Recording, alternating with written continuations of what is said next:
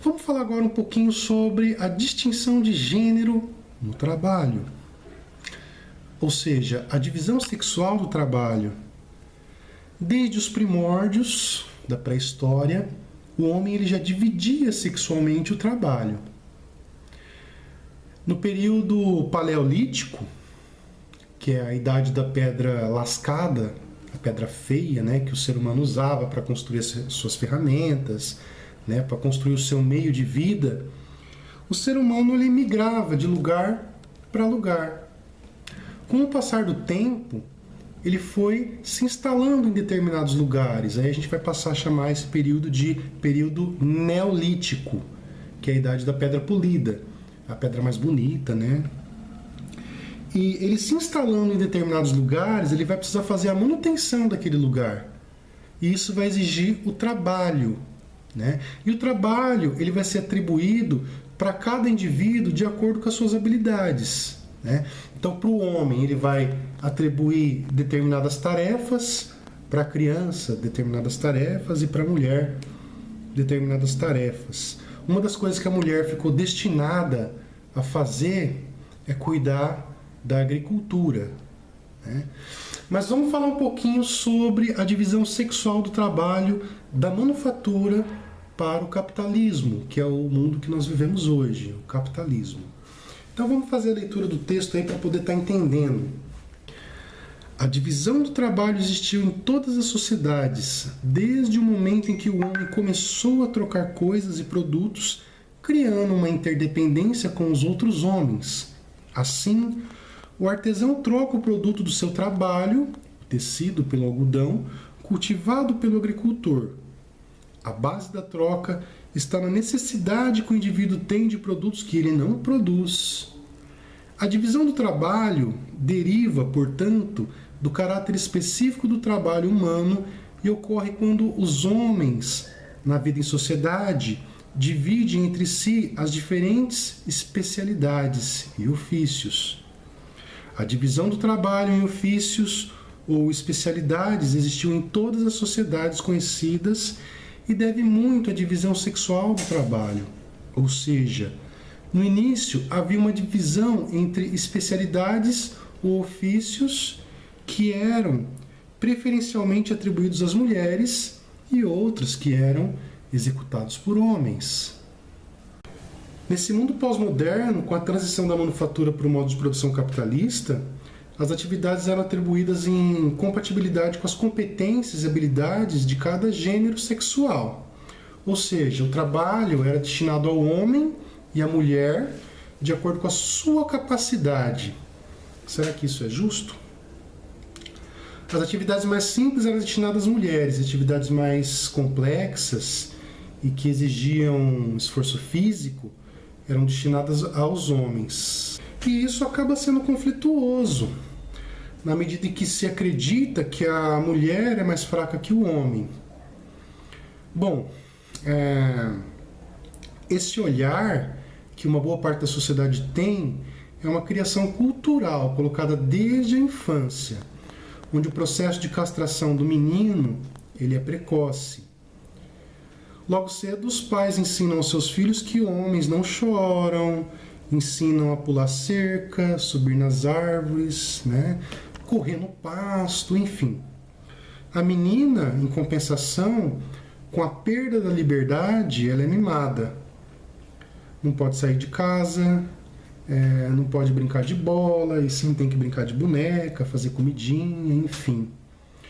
O processo de castração da menina é tardio, na medida em que seus pais, que são pais de uma sociedade machista, acreditam que é uma forma de proteção da filha. Então eles pensam que o garoto ele tem que ser o garanhão, né? E a menina tem que ser a recatada do lar.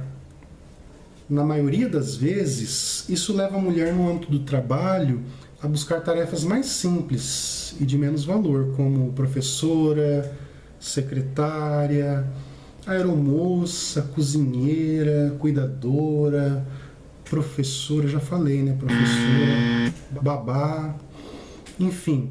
Enquanto os homens se elevam em cargos de maior prestígio, como gerente, né?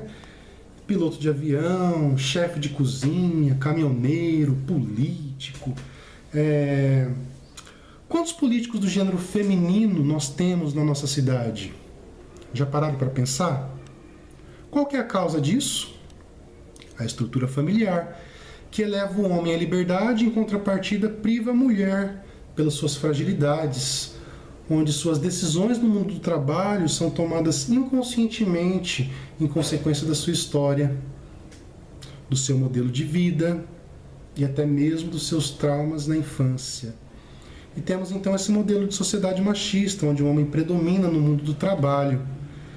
Bom, essa estrutura social passa por um processo de transformação. É longo, mas passa. Se pararmos para pensar, a mulher ela teve direito ao voto em 1932, com Getúlio Vargas. Ou seja, ela exerce seu direito de cidadania plena não faz nem 100 anos. Ou seja, é preciso desenvolver nas mulheres as mesmas capacidades que são desenvolvidas nos homens. Isso sim é igualdade, isso sim é liberdade, isso sim é democracia. Né? Quais são essas competências que têm que ser trabalhadas tanto em mulheres quanto homens? Uma delas, por exemplo, é a liderança. Fica claro quando olhamos para a Câmara dos Vereadores e vemos uma, duas, às vezes nenhuma mulher exercendo atividade política. Esse espírito de liderança, que é uma característica política, foi trabalhado enquanto criança ou foi privado por medo da fragilidade? Mas esse papo sobre distinção de gênero vai ficar para uma outra aula, a aula de filosofia. Bom, nossa atividade aqui é analisar justamente esse processo histórico, onde a mulher passou a ser incluída no mundo do trabalho, assim como os homens passaram a desenvolver atividades que antes não desenvolviam, né, que só as mulheres desenvolviam. Então vamos ao trabalho, vamos à mão na massa. O que nós temos aí? Nós temos duas questões que vocês têm que escrever aí, dar exemplos de atividades que eram exercidas por homens e que não eram exercidas pelas mulheres. Ah, professor, mas tem muita atividade que era exercida pelas mulheres. Tem, só que vamos pensar em maioria. Por exemplo, tratorista. É difícil, até hoje é difícil você ver uma tratorista, mas tem, né? Se você for numa usina, por exemplo, você vai se deparar com um tratorista lá, mulher. E homem é uma coisa comum, né? Então imagine antigamente, será que era a mesma coisa? Era mais homem ainda do que mulher, né? Porque existe um certo preconceito com relação a isso. Caminhoneiro, né, do gênero feminino, presidente a gente teve uma, né? Enfim. Então vocês vão colocar atividades aí que a maioria era exercida por homens e poucas mulheres exerciam, e até mesmo hoje, né, acaba exercendo pouco, né, mas que buscou aí um equilíbrio. E na segunda questão vai ser o contrário, né, atividades que eram executadas pelas mulheres e que os homens não faziam, ou faziam pouco, tá? Ou faziam raro ver. Por exemplo, costureiro. Antigamente era difícil ver um homem, né, numa máquina de costura costurando. Hoje talvez seja um pouco difícil, mas com certeza vai ser mais fácil de achar hoje, tá? Cozinheiro, um outro exemplo. Então vocês vão ficar à vontade aí para colocar os exemplos que vocês acharem cabíveis, tá? Então, na primeira, atividades que eram exercidas por homens, poucas mulheres exerciam, e na segunda, atividades que eram exercidas pelas mulheres e que poucos homens exerciam. E espero que tenham gostado da aula, e é isso aí, galera. Até a próxima. E estamos aí.